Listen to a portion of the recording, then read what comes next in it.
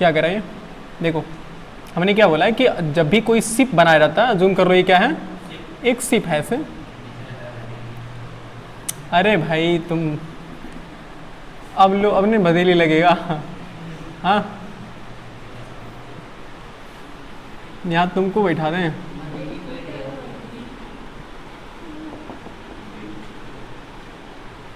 देखो जब भी कोई शिप बनाई जाती है तो शिप के पहले कोई भी बड़ी चीज जब बनाई जाती है ना, उसको बनाने से पहले हम क्या बनाते हैं, एक मॉडल। आजकल तो छोटे छोटे घर बनाया जा रहा है ना, उसका भी एक मॉडल बना दिया जाता है कि हाँ पहले ये मॉडल है, इसी हिसाब से हमारा घर बनेगा। तो जो इंजीनियर्स होते हैं वो क्या करते हैं, वो उसी मॉडल को देख करके ही उसका रियल साइज बनाते हैं। तो उसी तरह से यहाँ क्या बनाया जा रहा है, यहाँ एक शिप बनाई जा रही है, ठीक है, उस शिप का मॉडल बनाया गया। देखो कह रहे the model of the ship, the mast is 9 centimetre high. मतलब ऐसा समझ लो कि मास्ट है, उसकी हाइट कितनी है, उसकी हाइट 9 सेंटीमीटर है। While the mast of actual ship is 15 metre.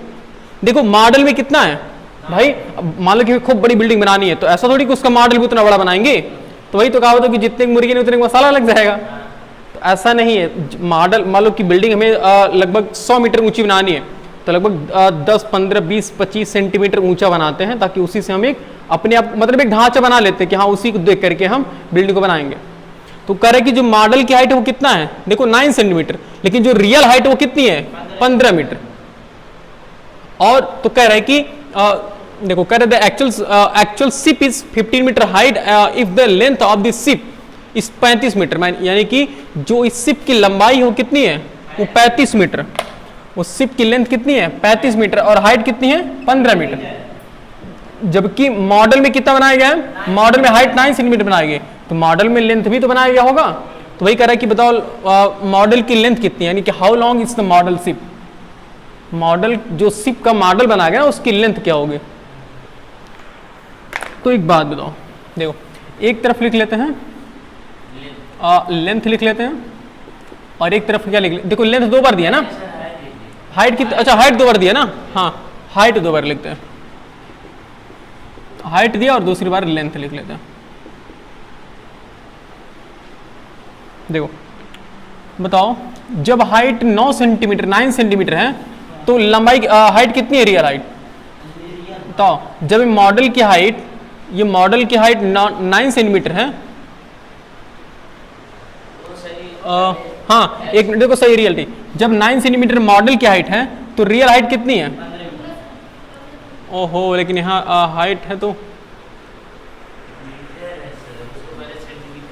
पहले तो रुको ये, हाँ सही कह रहे हो, पहले से 9 सेंटीमीटर देखो, हाइट ऑफ ऐसे लिख लेते हैं, हाइट ऑफ मॉडल शिप कर लो, यानी मॉडल शिप की हाइट कितनी है, 9 सेंटीमीटर ना। देखो ये सेंटीमीटर में और ये किस में है, मीटर में, और ये भी किस में है, तो सबसे पहले इसको किस में चेंज करना चाहिए, मीटर में। तो 9 सेंटीमीटर को मीटर में चेंज करने के लिए हम क्या करते हैं, अपन 100 से डिवाइड करते हैं भाई। तो 100 सेंटीमीटर में 1 मीटर होता है ना, तो यहाँ 100 क्या हो गया, मीटर, यानी कि 0.09 हम कर सकते हैं क्या, सोचो भाई 2 जीरो है तो डेसिमल यहाँ छिपा होता है, तो 2 यूनिट लेफ्ट शिफ्ट होगा, यानी कि एक तो है, एक और जीरो लगाएंगे तो हो जाएगा 0.09 मीटर। ये क्या है, ये मॉडल की हाइट है। तो रियल हाइट कितनी है बताओ, और रियल हाइट 15 मीटर है, और बाकी सब सही है ना। देखो ऐसे लिखते हैं, एक तरफ लिखते हैं मॉडल शिप, और एक तरफ लिखते हैं रियल शिप। समझ पा रहे हो, मॉडल शिप एक तरफ लिख रहे हैं और एक तरफ क्या लिख रहे हैं, रियल शिप। और यहां 2 चीज दिया ना, एक दिया है हाइट की हम बात कर रहे हैं, और दूसरे हम किसकी बात करेंगे, लेंथ की ना। अब देखो जब मॉडल की हाइट 9 सेंटीमीटर है, सोचो जरा, तो रियल शिप की हाइट कितनी है, 15 मीटर है ना। तो वही कर, और जब मॉडल शिप की लेंथ कितनी है, हाँ अच्छा हाँ जी 0. हमने इस 9 सेंटीमीटर को चेंज किया ना, तो 0. कितना हो गया, 0.9। थोड़ा समझो, जब 0.9 सेंटीमीटर हाइट है मॉडल की, तो रियल शिप की जो हाइट है वो कितनी हो रही है, 15। तो वही कह रहा है कि how long is model ship, model ship की लेंथ हमने x मान लिया, तो रियल लेंथ कितनी है बताओ, 35 मीटर। समझ पा रहे हो, देखो जब मॉडल की सिप, देखो रियल सिप की हाइट ये 15 है, जब रियल सिप की हाइट देखो 15 है तो मॉडल की हाइट कितनी है 0.09 मीटर। और कह रहे हैं कि जब रियल सिप की जो लेंथ है वो 35 मीटर है तो मॉडल सिप की जो लेंथ है वो कितना होगी, ये पूछ रहा हमसे। तो बताओ इससे बड़ी होगी नहीं होगी। देखो भाई जब 15 मीटर ऊंचा है तो 15 मीटर ऊंचा तो 9 मीटर इतना बढ़ रहा था, जब 35 हो गया तो बढ़ेगा कि नहीं बढ़ेगा, ऑटोमेटिक बढ़ेगा। तो यानी यहाँ x बढ़ा है कि 0.09 बढ़ा है, x बढ़ा है। और यहाँ क्या बढ़ा है 35 तो दिख ही रहा है। अब इनको एक प्रपोर्शन में लिख लो, यानी हेड वाले को पहले लिखते हैं ना 35:, अभी हम समझा रहे हैं दोबारा इसको समझा रहे हैं क्या क्या, पहले एक बार सॉल्व कर लेते हैं। तो ये हो गया देखो x अपान 0.09 इक्वल टू 35 अपान, सही है।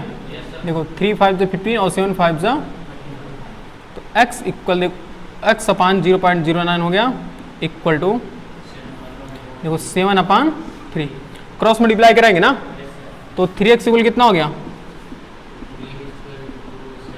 सही है। तो x इक्वल कितना हो गया 7 इंटू 0.09 और डिवाइडेड बाई 3। एक काम करते हैं 100 से मल्टीप्लाई करके आसान कर लेते हैं ना अपने डिवीजन को, 100 से मल्टीप्लाई करके अपने डिवीजन को आसान कर लेंगे। तो सोचो अब डायरेक्टली सोच पाओगे, लेकिन चलो लिख ही देते हैं। मैं समझ रहा हूँ सर। देखो 3 हम क्या करते हैं ना, दोनों में ऊपर नीचे से 100 से मल्टीप्लाई कर रहे हैं। बताओ क्यों मल्टीप्लाई कर रहे हैं जी, क्योंकि डेसिमल के बाद 2 डिजिट हैं, इस वजह से हम 1 के 2 जीरो से मल्टीप्लाई कर रहे हैं और 1 के 2 जीरो से हम क्या करेंगे, डिवाइड करेंगे, सही है। तो x इक्वल हो जाएगा हमारे पास 7 इंटू देखो 2 जीरो डेसिमल के बाद 2 डिजिट, तो डेसिमल क्या होगा, हट जाएगा ना, सिंपली 9 बच गया। अपन कितना हो गया 300।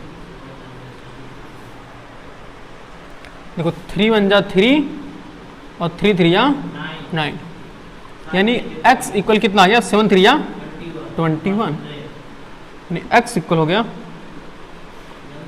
21 अपान कितना 100, यानी x इक्वल कितना हो गया 0.021 होगा ना। सोचो भाई देखो 2 जीरो ना, तो डेसिमल यहाँ छिपा होता है तो 2 यूनिट लेफ्ट शिफ्ट कर देगा क्योंकि 2 जीरो है, तो 0.21 मीटर।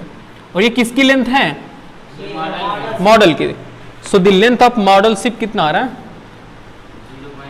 हाँ, so the length of model ship कितना आ गया 0.21 मीटर। हाँ, इसको नोट करिए, हम समझा रहे दोबारा इसको, ठीक है। थोड़ा सा है क्रिटिकल है, आप नोट करिए, मैं समझा रहा हूँ इसे। देखो जी समझो क्या कह रहा है, सुनो। कह रहा है इन मॉडल शिप, एक शिप का मॉडल बनाया जा रहा है, मास्ट ऑफ 9 सेंटीमीटर हाइट, मतलब उसकी हाइट है, उस शिप की मॉडल की हाइट कितनी है 9 सेंटीमीटर, जबकि रियल हाइट कितनी है 15। यानी कि जब उसकी मॉडल की हाइट 9 सेंटीमीटर है तो उस शिप की रियल हाइट कितनी है 15 मीटर है। तो कह रहा है कि बताओ मॉडल की लेंथ क्या होगी, जबकि शिप की लेंथ क्या है एक्चुअल 35 मीटर। तो हमने देखो वही किया, हमने यहाँ जो पहली बात तो ये जो मॉडल की हाइट दिया ना, उसकी हाइट को हमने सेंटीमीटर से मीटर में चेंज कर लिया, तो 0.09 मीटर आ गया। हमने यहाँ लिखा मॉडल शिप और यहाँ क्या लिखा रियल शिप। तो हम देख रहे हैं कि जब मॉडल की हाइट 0.09 मीटर है तो रियल हाइट कितनी है 15 मीटर। तो वो कह रहे हैं कि मॉडल शिप की जो लेंथ है वो कितनी होगी, जबकि रियल शिप की लेंथ कितनी है 35। तो जाहिर सी बात है, जब भाई 15 पे उसको 0.09 मीटर चाहिए, तो ज्यादा लंबा है तो ज्यादा हाइट चाहिए ना, ज्यादा लंबा है तो मॉडल की भी लेंथ क्या होगी, लंबी होगी। इस वजह से हमने इसको क्या मान लिया, x मान लिया। अब रियल सी बात वही कह रहे हैं कि जब 35 सेंटीमीटर हाइट है, यानी कि 15 मीटर हाइट से 35 मीटर हाइट बड़ी होती है ना, तो 15 ना होकर के 35, यानी 15 से कितना है 20 ज्यादा ना, तो भाई आखिर लेंथ भी तो इससे ज्यादा होगा, तो ये लेंथ क्या होगा, x की वैल्यू ज्यादा होगी। इसी वजह से हमने इसको एरो नीचे कर दिया और यहाँ पर भी एरो क्या कर दिया नीचे। इसके बाद समझ रहे हो ना, ये एक्स भाई जो हेड वाला होता है उसको पहले लिखते हैं, जो टेल वाला होता है उसको बाद में लिखते हैं, फिर प्रपोर्शन का साइन लगाते हैं, फिर हेड वाले को पहले लिखते हैं, टेल वाले को बाद में लिखते हैं। क्वेश्चन बोलिए अगला।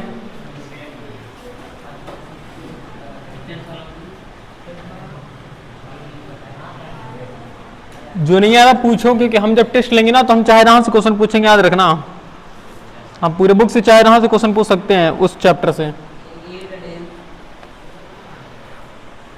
8 days, Yes. 8 days, Comma the earth within 8 days.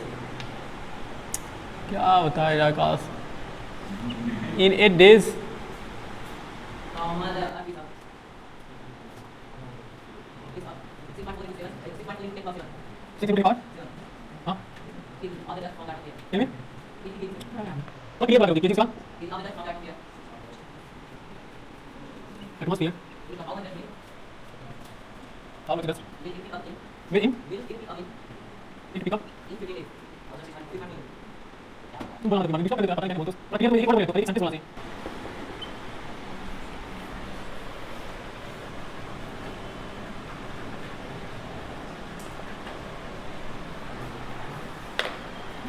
क्या दिया देखते हैं कह रहा है 8 days the earth pick up 6.4 into 10 के power 7 kg of the dust from the atmosphere मतलब ये कह रहा है कि हमारे पास जो अर्थ है ना मतलब अपना गोला एक कितने दिन में 8 दिन में 8 दिन में जानते हो कितना किलो धूल इकट्ठा उठा रही है हाँ देखो कितना धूल उठा रही है 6.4 into 10 के पावर 7 kg सोचो इतना धूल उठा रहे डस्ट पार्टिकल एटमॉस्फेयर में क्या हो रहा है फ्रॉम एटमॉस्फेयर से नीचे आ रहा है कह रहा है how much dust will it pickup in 15 day कह रहा है कि इसी तरह से अगर है 8 दिन में जब इतना कर रही है तो 15 दिन में बताना है कितना होगा तो यहाँ देखो लिखते हैं डेज और मास देखो एक तरफ लिखते हैं डेज और एक तरफ लिखते हैं मास ऑफ डस्ट बोलो सही है मतलब डस्ट का मास समझ पाओगे बताओ 8 डे में कितना डस्ट 6.5 तो कितना डे है उसके पास 15 तो 15 डे में कितना एक्स मान लो जाहिर सी बात है भाई जब 15 दिन 8 दिन में 64 था 6.4 into 10 के पावर 7 था तो 8 से 15 हो गया तो जब टाइम बढ़ रहा है तो डस्ट की भी क्वांटिटी क्या होगी बढ़ेगी इसका मतलब एक्स की वैल्यू बढ़ेगी ना अब किस फॉर्म में लिखोगे 8 into 15 नहीं 15:8 होगा ना इट्स प्रोपोर्शन एक्स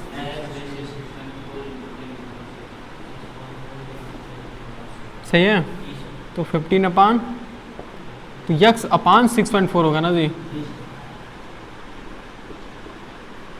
तो देखो मल्टीप्लाई करोगे 8x कितना हो जाएगा सही है अब बोलो सही है ना इसमें तो यक्स इक्वल हो गया 15 into 8.4 into 6.4 है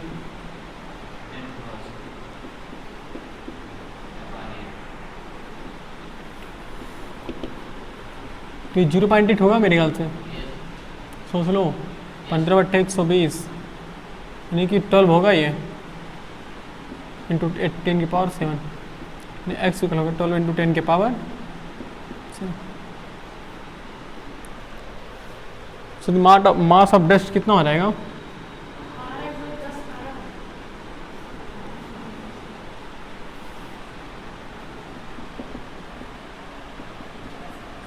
एक्चुअल में ना इसको देखो यहाँ डेसिमल नहीं लगा ना लेकिन याद करो तो एक्सपोनेंट का रूल होता है ना कि उसको हम डेसिमल के फॉर्म में लिखते हैं तो ये 1.2 हो गया इंटू 10 के पावर देखो 0.2 मतलब हमने एक 10 से मल्टीप्लाई किया होगा ना इसका मतलब यहाँ 10 से क्या करें 8 और ऐड कर देंगे यानी कितना हो गया ये 8 हो गया इतना kg मतलब मास ऑफ डस्ट हो गया 1.2 इंटू 10 के पावर 8 kg समझ रहे कैसे हो रहा है भाई यहाँ से हमने एक डेसिमल को ला दिया है तो अपनी मर्जी से जब डेसिमल ला रहा है ना तो उसको 10 से मल्टीप्लाई कर देंगे तो 10 के पावर 7 था तो 10 के पावर कितना हो गया 8 हो गया अब ये सही है जी हाँ हाँ ये भी सही रहता हम नहीं करेंगे गलत रहता ये भी बिल्कुल सही है लेकिन उतना अगर इसको हम 99% देना चाहेंगे इसको 100 समझ रहे हैं विशाल बोलिए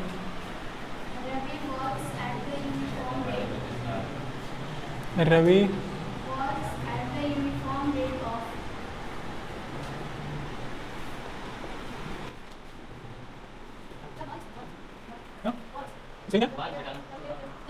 वॉक्स वॉक्स पढ़ते हैं वॉक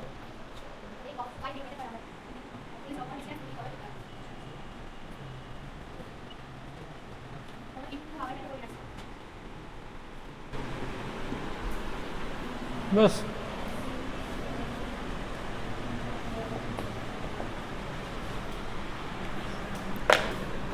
देखो ये क्या कह रहा, कह रहे कि Ravi walk at uniform speed of 5 kilometre per hour, मतलब वो रवि एक है वो नॉर्मल जा रहा था, नॉर्मल कितनी स्पीड से जाता है? 5 किलोमीटर पर आवर। 50 किलोमीटर वो टहल पाएगा जी। तो रवि क्या कर रहा है, डेली कितना कितना किलोमीटर पर आवर से स्पीड से रन दौड़ रहा चल रहा है? 5 किलोमीटर पर आवर। फिर what distance would he cover in इतना 2 घंटे 24 मिनट, यानी कि 2 घंटे 24 मिनट में बताओ कितना दूर चलेगा वो। पहले इस टाइम को सही से लिखो तो। अच्छा जो रेट दिया, रेट का मतलब देखो, रेट कितना दिया जी, थोड़ा सा ध्यान से समझो। 5 किलोमीटर, इसका मतलब क्या? मतलब कि 1 घंटे में 5 किलोमीटर। यही तो है ना भाई, 5 किलोमीटर पर आवर का मतलब है कि 1 घंटे में कितना किलोमीटर? 5 किलोमीटर। तो such that 1 hour equal to कितना मिनट?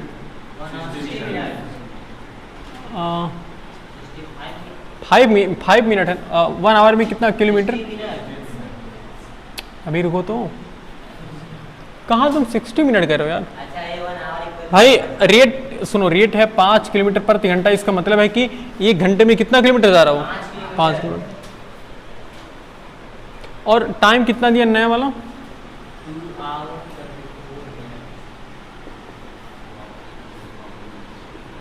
ये दिया ना, तो 2 आवर तो सही है, प्लस अब इस 24 आवर को मिनट में, मिनट को आवर में चेंज करने के लिए सही है भाई। 24 को आवर में चेंज करने के लिए हम 60 से क्या करेंगे? डिवाइड करेंगे। उसके बाद ये देखो 10 छके 6 दही हम 60, 6 चौके 24, 5 दूनी 10, 5 2 दूना 6, तो ये कितना हो गया?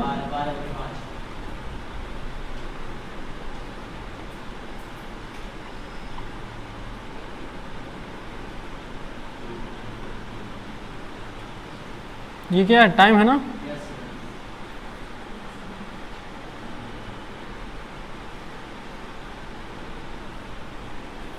उसके बाद देखो यहाँ लिखो टाइम और यहाँ लिखो डिस्टेंस। जब टाइम 1 घंटे था तो कितना दूर जा रही है? अगर चाहो ना तो थोड़ा सा और अच्छे से लिखो कि टाइम इन आवर, ऐसे कर लो। टाइम किस में है? मतलब टाइम घंटे में ना। अरे डिस्टेंस कितने है?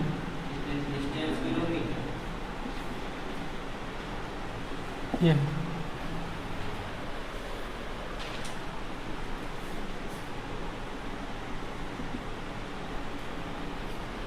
तो कह रहा है कि 1 घंटे में कितना दूर गया है?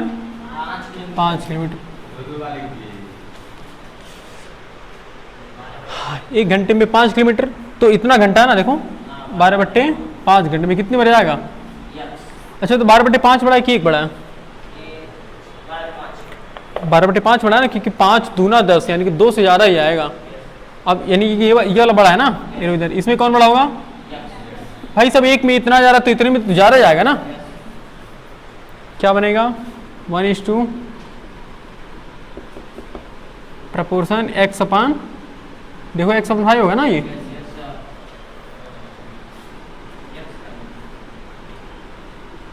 सही है?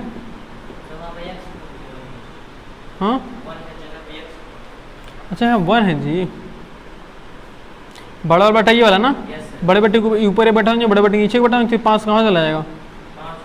ऊपर चला जाएगा, यानी कि 5/12 इक्वल टू और x अपान 5। तो 12 के अंदर 12x इक्वल टू 5 में से नहीं यार, फिर कुछ गड़बड़ हो गया। देखो ये पहले रहना चाहिए ना जी, हम क्यों आज गलत कर रहे हैं बहुत ज़्यादा। ये पहले भाई जिधर हेड वो पहले रहना चाहिए ना, यानी 12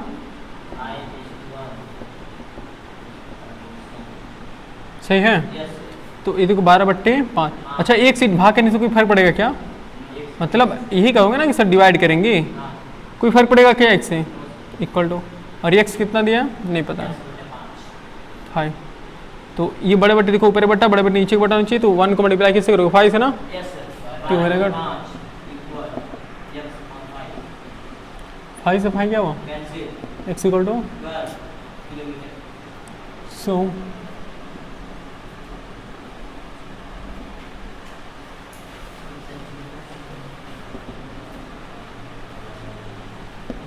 नोट करिए, नींद टाइप लग रही है सब मुझे से। 11 मेन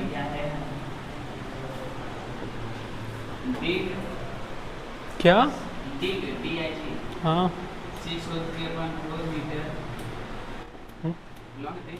लॉन्ग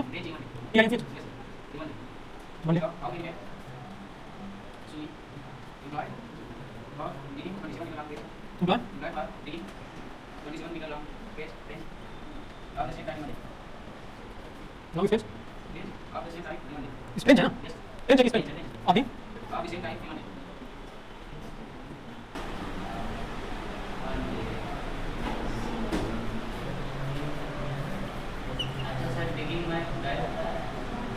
हाँ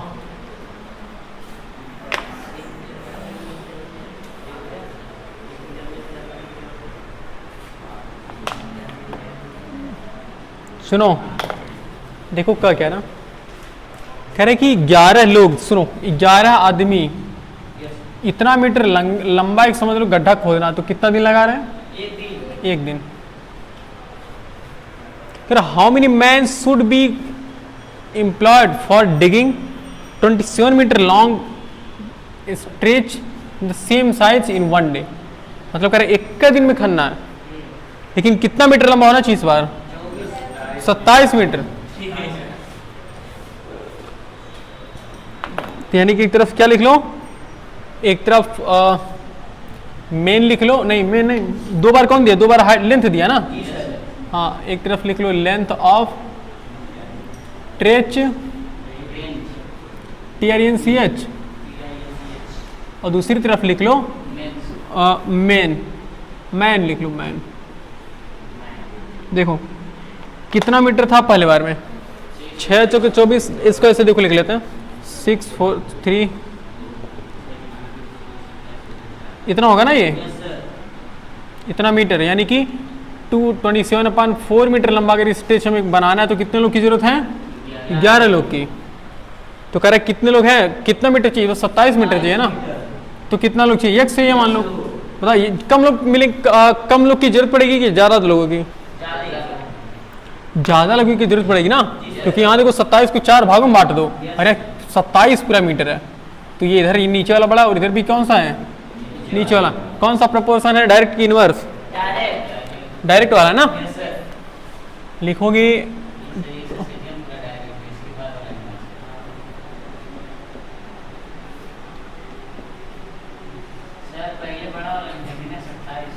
हाँ जी, कहाँ दिमाग जा रहा है?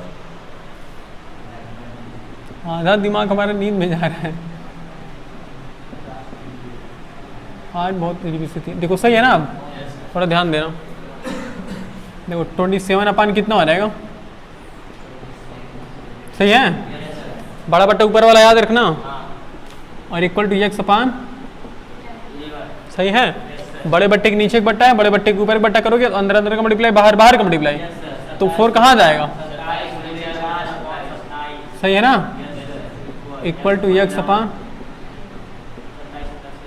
x इक्वल कितना हो गया? 44। कितना लोग की जरूरत है? 44 लोग की।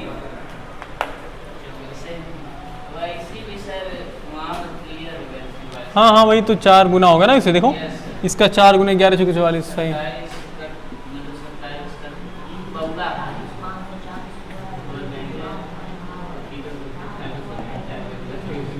नोट कर लो।